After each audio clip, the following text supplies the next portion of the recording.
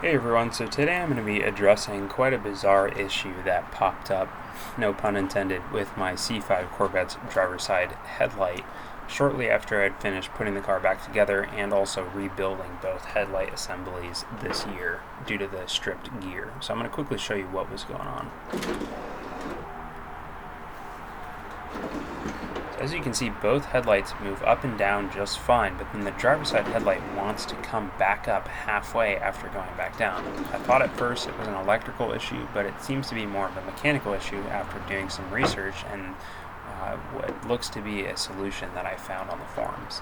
So you can see here, this guy Chicago 1 posted on the forums what looked to be a GM technical service bulletin for this exact issue, and the solution addresses or suggests replacing the two plastic insulators or bump stops that stop the up and down actuation of the headlight, and then also adding some washers between the headlight, gear, motor, and the bracket, which I'm assuming would help to space maybe the arm in the right spot so that it hits a better spot on the little bump stop insulators and doesn't wear them out or move them over time.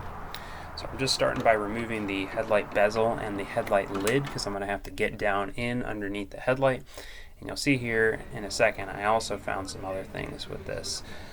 But what you can see in this shot here is the lower stop, I believe that is, basically crooked and almost falling off the little metal tab that it sits on. So I think that was what was causing our issue. So I probably could have just replaced these and then added some washers in between the little gearbox housing and the bracket for the headlight, and that would have probably fixed the issue. But I found something else when I was diving into this area with the headlight.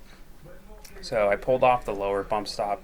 You can see that plastic was pretty chewed up and all marred from the metal bracket hitting that bump stop when I'm assuming it was crooked and possibly falling off, so it wasn't contacting it in the right orientation.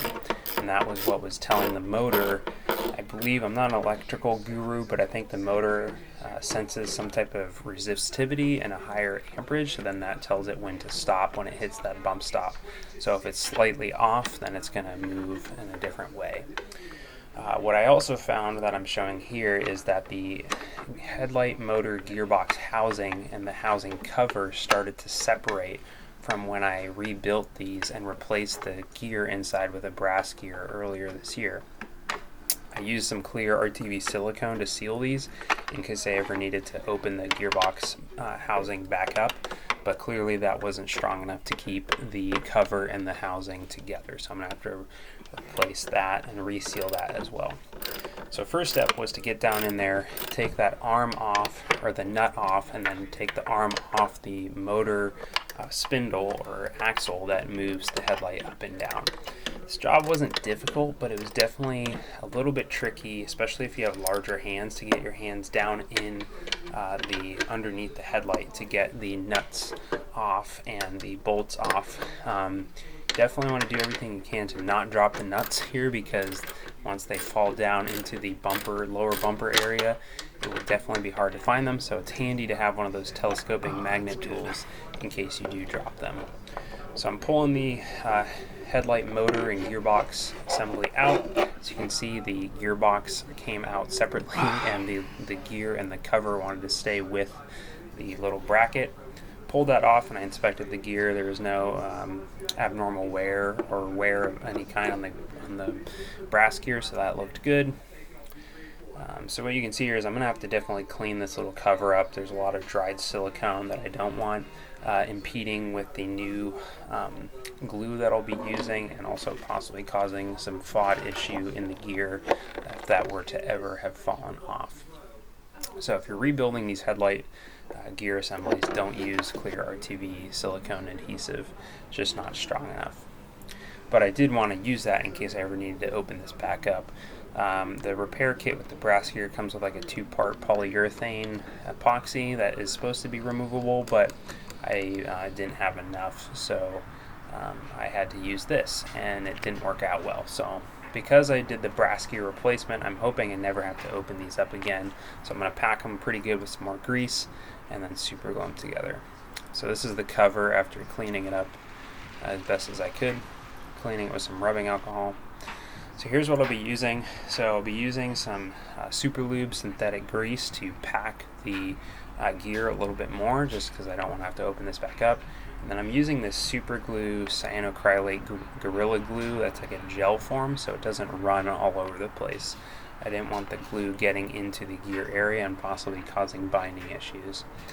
So again, I'm just cleaning everything off with some IPA, just to clean the surface so that the glue has a nice clean surface to bind to.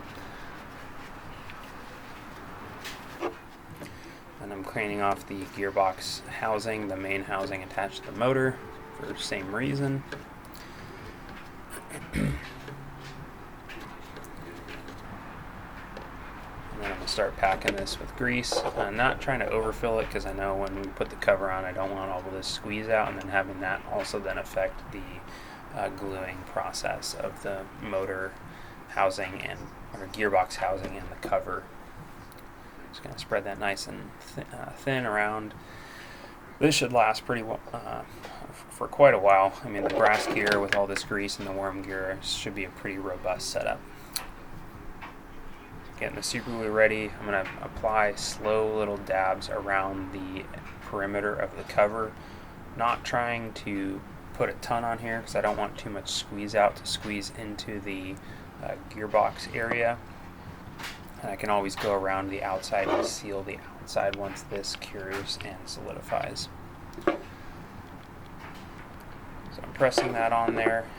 Gonna give the motor some turns with the manual screw knob just to make sure nothing sits there and pools. If we want to mix the glue into the grease, and that just decreases the chance for binding, I guess. So now I'm using some C clamps or toggle clamps, adjustable clamps, whatever you want to call them, to clamp that down while the cyanocrylate glue cures. It's pretty fast curing, so that was nice. So let that cure for a few hours just to be safe, and then I also went around the perimeter of it and sealed the outside kind of mating surface as well.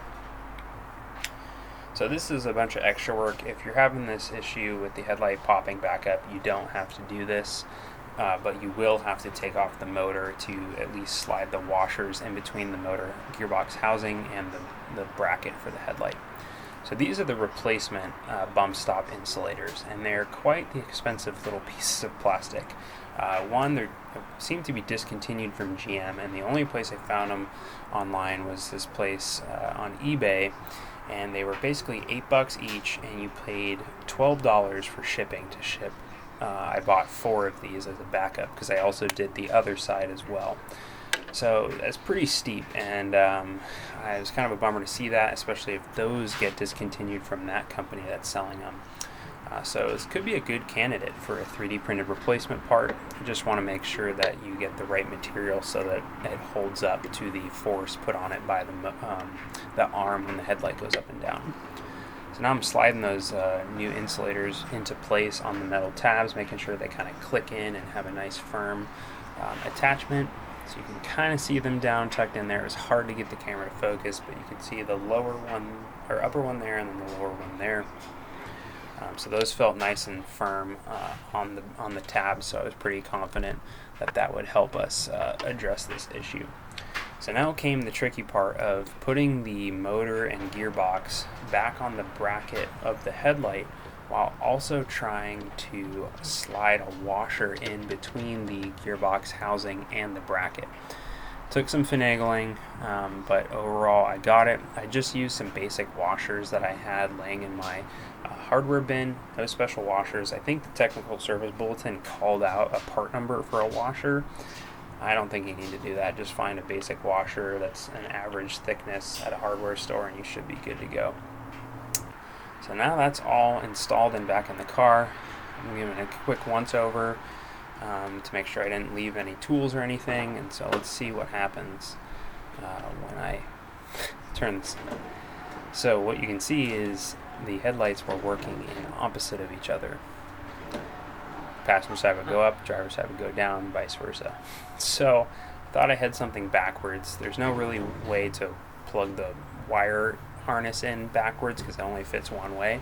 But what I did notice was that when it's in the up position after looking at the passenger side, this little arm has to be straight.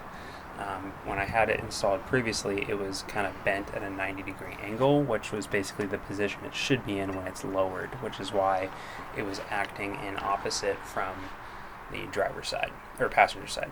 So this is take 2. I'm going to plug it back in. Always make sure you unplug the headlights when you're working on them, because they're flip-up headlights. You don't want to get your fingers or hands pinched down in there. So go up and both down together. So that's what we're looking for. Everything sounded good. There was no weird sounds going on. So I was really happy to see that. So quick summary. Overall, was this job pretty easy to fix? 100% yes. It just takes a little bit of time, some patience to get your hands down in there, get the bolts off, get the washers in, and put the new insulators on. The one thing also that you might be able to do is there's 2 other bump stops on the back side of the headlight that don't seem to be as important, so you might be able to pull those off and then replace them or swap them out with the ones that control the up and down action for the motor, and you might be able to save yourself about $40-50 instead of spending it on some replacement ones. So just a little tip there. I'm going to be doing the same thing on the passenger side one, even though it didn't have that issue, without doing the washers. For some reason the TSB says only to do that on the driver's side. So that's going to do it for this video, guys. Thank you so much for watching. If you have any questions, please feel free to leave a comment in the comment section below, and I'll be happy to answer them for you. So more C5 Corvette videos to come. Thanks for watching, guys, and I will see you in the next one.